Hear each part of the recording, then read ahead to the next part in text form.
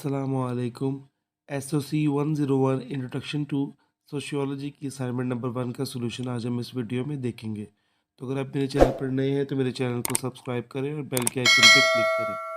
सबसे पहले हम सिनेरियो देख लेते हैं। मैं आपको उसको कुछ वर्ड्स में समझा देता हूँ क्योंकि ये बहुत लंबा सा है लिखा हुआ।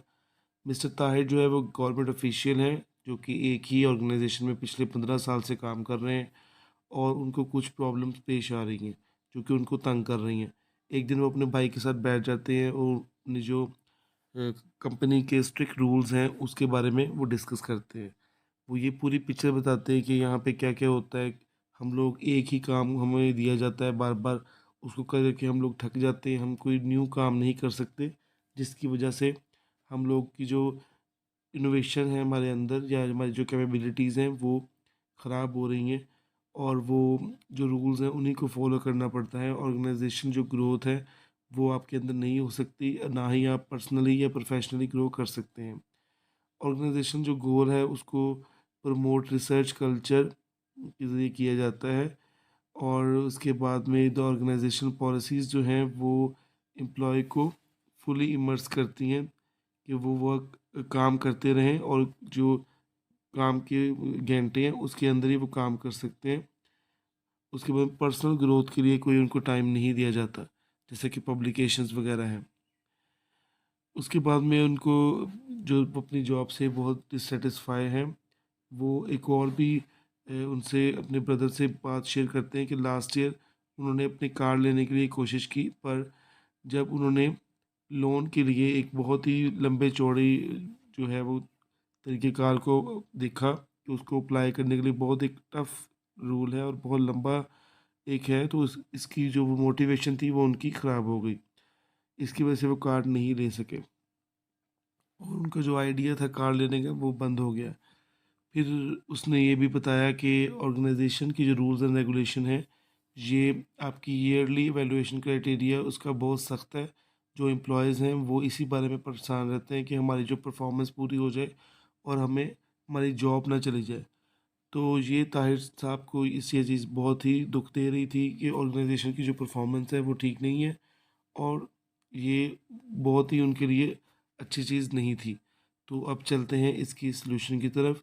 आप लोगों ने ये आपको क्वेश्चन दिया गया है, इसकी जो ब्यूरोक्रेटिक जो प्रॉब्लम्स हैं वो यहाँ पे लिखे हुए हैं, इनको आपने डिफ़ाइन करना है और इसकी जस्टिफिकेशन देनी है।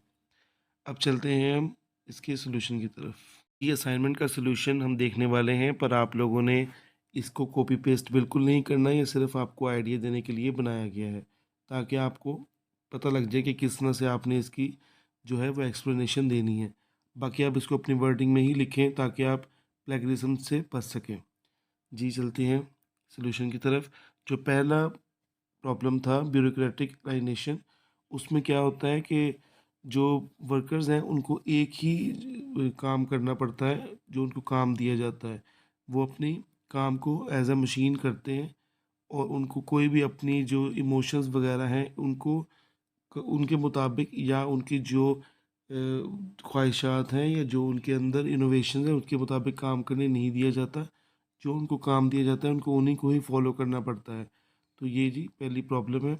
और इसकी जो जस्टिफिकेशन क्या है कि जो ताहिर है has lost interest in his work, क्योंकि वो रूटीन का काम कर रहे थे और इसलिए उनको कुछ नया काम करने के लिए नहीं मिल रहा था, जो कि उनके अंदर इम्पर्सनैलिटी और जो उनके अंदर डिससेटिस्फेक्शन का सबब बना। और बहुत से जो एम्प्लॉयज़ हैं वो भी यूज़लेस हो जाते हैं क्योंकि उनको पता होता है कि जो उनका काम मिला हुआ है वही करना पड़ना है, अपनी जो आपकी इनोवेशन है वो आप नहीं ला सकते।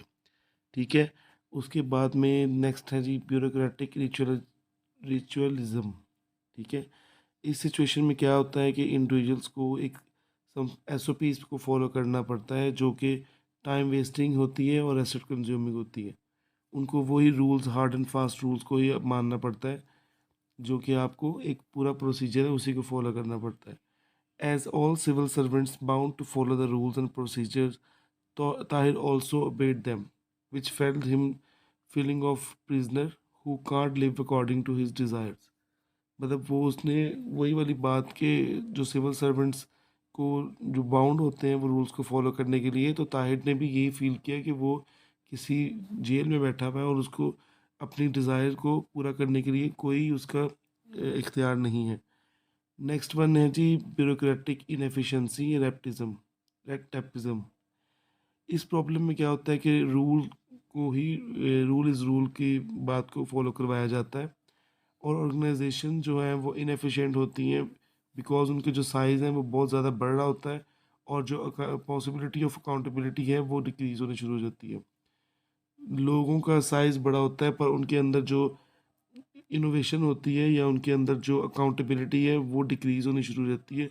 लोगों के अंदर जो एक अलहदा से जज्बा है या उनके अंदर जो नई नई चीज़ें हैं वो नहीं होती, बस ऑर्गेनाइजेशन वो बढ़ने की तरफ जा रही होती है।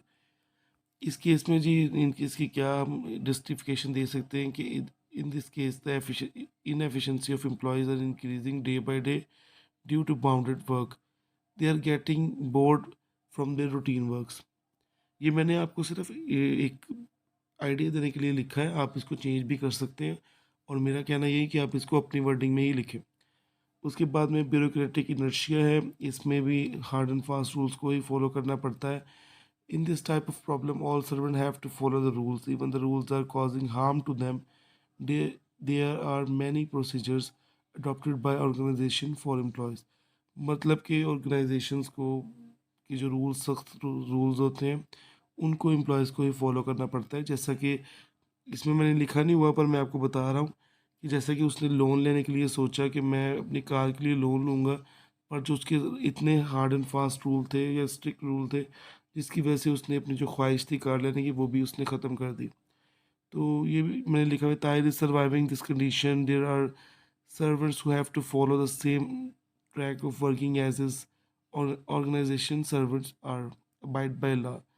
उनको भी जो ऑर्गेनाइजेशन के दूसरे सर्वेंट्स हैं उनको भी लॉ के जो उसकी कानून है उसके कंपनी का उसी को फॉलो करना पड़ता है जो कि उनके लिए नुकसानदेह साबित होता है और उनकी जो इंटरनल पावर ऑफ वर्किंग है वो लूज़ हो जाती है और सेटिस्फेक्शन जो है वो इंक्रीज़ होनी शुरू हो जाती है इनके अंदर।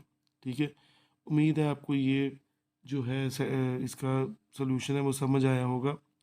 तो ये आपको आइडिया दिया गया था, बाकी आप इसको अपनी वर्डिंग में लिखें। होपफुली वीडियो आपको अच्छी लगी होगी।